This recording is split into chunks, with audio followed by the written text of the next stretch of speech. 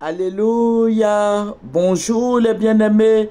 Soyez bénis dans le nom puissant de notre Seigneur Jésus-Christ. C'est votre servante Moyer. Il faut aimer, il faut partager et il faut s'abonner. Alléluia. Que le Seigneur Jésus-Christ vous bénisse. Amen. Que le Seigneur soit avec vous. Que le Seigneur vous arrose de toute grâce. Amen. De toute sa grâce. Que le Seigneur vous bénisse abondamment. Voilà. La fois dernière, je vous avais parlé de la vision du songe que Dieu m'a montré au niveau de la Côte d'Ivoire. Voilà. Nous intercédons beaucoup pour notre pays.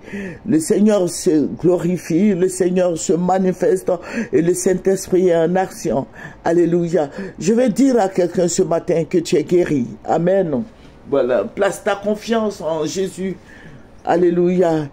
La Bible nous parle de la foi. La parole de Dieu nous dit que la foi est une ferme assurance des choses qu'on espère, une démonstration de celles qu'on ne voit pas. Alléluia. Il faut croire. Alléluia. Tu verras des grandes choses s'accomplir dans ta vie. Voilà. Nous allons présenter ce moment au Seigneur. Père, oh cher Saint-Esprit, je vais te présenter ce moment agréable. Je voudrais, Saint-Esprit, je te demande de prendre le contrôle de toutes choses. Je te demande de te manifester puissamment, de glorifier ton nom, ô Père Céleste. Je vais te dire merci pour tes bienfaits et béni sois-tu au nom de Jésus. Amen. Voilà. Nous allons prendre Ecclésiaste 10 et nous allons lire le verset 8. Celui qui creuse une fosse y tombera, et celui qui renverse une muraille sera mordu par un serpent. Je vais reprendre. Celui qui creuse une fosse y tombera, et celui qui renverse une muraille sera mordu par un serpent. Alléluia. Que le nom de notre Seigneur Jésus-Christ soit béni. Famille, que le Seigneur Jésus-Christ soit avec vous. Que le Seigneur nous guide sur la voie droite. Je vous avais parlé de ce que le Seigneur m'a montré. Et pour ceux qui nous suivent, j'ai dit que je présentais la troisième partie de la révélation. Je vais faire un peu la genèse. Voilà, Dieu m'a révélé quelque chose sur la Côte d'Ivoire, le balai. Voilà, les femmes qui balayaient, les hommes qui sont venus après, toute la Côte d'Ivoire était dehors.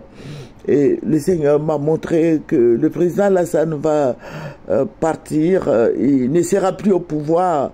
Mais ne me demandez pas s'il est mort ou pas, parce que je ne peux rien vous dire.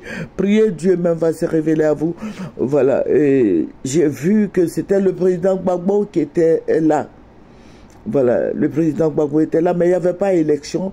Mais c'est les Ivoiriens eux-mêmes qui ont établi le président Gbagbo. Et maintenant, les Blancs sont venus. Ils sont venus avec Tidiane Thiam. Voilà, ils sont venus avec Tidiane Thiam. Et c'est Tidiane Thiam qui devait assurer la présidence. Voilà. Continuer l'œuvre que le président Alassane a commencé. Voilà. Et c'est là que je m'étais arrêté. Et je vous avais dit que j'ai vu le ciel bleu avec des carrés et avec des rectangles. Et à côté, j'ai vu le feu. Voilà, il y avait du feu. Voilà. Donc, nous allons passer à l'interprétation. Voilà, le ciel bleu qui symbolise la paix. Le ciel bleu qui symbolise la joie, l'amour, le partage. Le ciel bleu qui symbolise la grandeur. Le ciel bleu, la couleur bleue nous en dit beaucoup. Voilà. Et le Seigneur m'a dit qu'il aura la paix en Côte d'Ivoire. Parce que je vous ai dit, il aura la paix. Il va avoir un semblant de paix. Et les carrés qui étaient dans ce ciel bleu, parce que les Blancs ne vont pas lâcher Tidiane Thiam, parce qu'ils vont se battre pour leurs intérêts. Voilà. Maintenant, les rectangles que Dieu m'a montrés, ce sont des cercueils. Les cercueils que Dieu m'a montrés, le Seigneur dit, ce sont les cercueils parce que quand Tidiane Thiam va venir, vous voyez, le président Gbagbo étant là, il n'aura pas élection, c'est les Ivoiriens eux-mêmes qui vont prendre le président Gbagbo pour mettre à la tête de la Côte d'Ivoire, mais les Blancs vont venir enlever encore une deuxième fois le président Gbagbo, il aura un coup d'État encore, un semblant, c'est pas un coup d'État, mais toujours est-il que c'est Tidiane Thiam qui va diriger la Côte d'Ivoire. Donc le président Alassane et le président Bédié, ils vont tous s'entendre pour mettre Tidiane Thiam. Mais toujours est-il que les Ivoiriens ne seront pas tranquilles. Les Ivoiriens vont se révolter. Maintenant, le feu que j'ai vu à côté, ce feu-là qui symbolise la guerre, qui symbolise une rébellion farouche qui va se présenter. Donc vous voyez le ciel bleu, la paix qui symbolise la paix et ainsi de suite. Donc le feu qui symbolise la guerre. Le feu va travailler beaucoup. Pourquoi? Parce que c'est la guerre. La Côte d'Ivoire aura la guerre avec les Français. Les Ivoiriens feront la guerre avec les Français. Mais cette guerre-là vient d'où?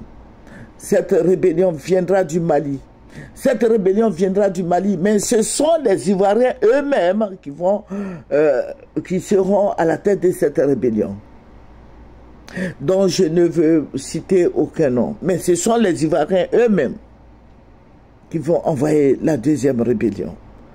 Voilà, parce qu'il y a eu une rébellion en 2002, voilà, dirigée par IB, voilà, et Sorodium. Maintenant, cette rébellion qui arrive sera encore grave. Voilà, et ils vont scinder la Côte d'Ivoire en deux. Voilà.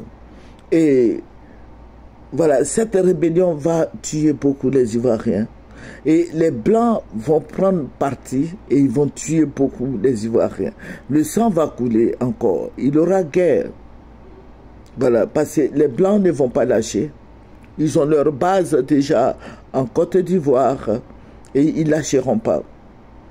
Voilà l'explication de ce que le Seigneur m'a montré. Voilà. Pour ceux qui nous suivent, vous prenez la première partie et la deuxième partie, je vais essayer de voir ça.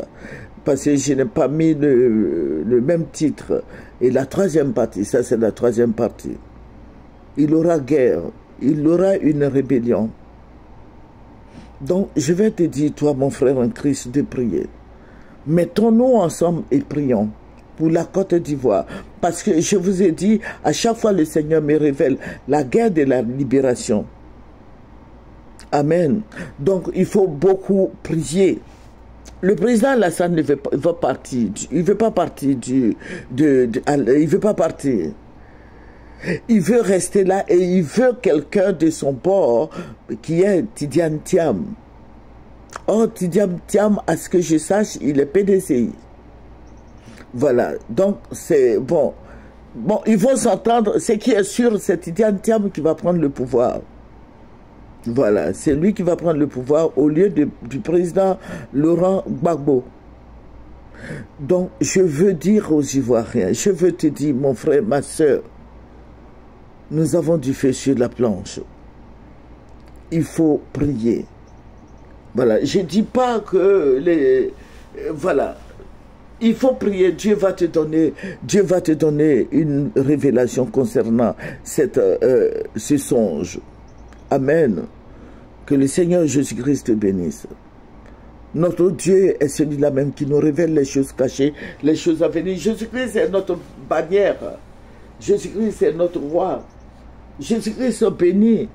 Alléluia. La parole de Dieu nous dit que Jésus-Christ a dépouillé les dominations et les autorités et les a livrées publiquement en spectacle en triomphant d'elles par la croix. Jésus-Christ peut nous révéler beaucoup de choses. Nous avons Jésus-Christ. Il a dépouillé Satan et ses démons. Mes frères en Christ, prions. La Côte d'Ivoire n'est pas encore sortie de l'auberge. La Côte d'Ivoire, il y a la guerre qui arrive. Malheureusement, les gens demandent, mais maman, pourquoi toujours Dieu te montre la guerre? Mais je vous ai plusieurs fois annoncé la paix. Moi, je ne peux pas inventer la paix. Quand il y a la guerre, nous prions et Dieu se révèle. Voilà. Et puis nos autorités prennent des dispositions voilà, pour ne pas que les Ivoiriens soient tués. Que le Seigneur Jésus-Christ nous bénisse. Que la gloire du Seigneur soit sur nos vies. Que le Seigneur nous guide près des eaux paisibles. Il nous restaure. Il soit avec nous. Merci Seigneur. Merci pour ta présence. Merci mon rocher protecteur. Béni sois-tu au nom de Jésus. Amen.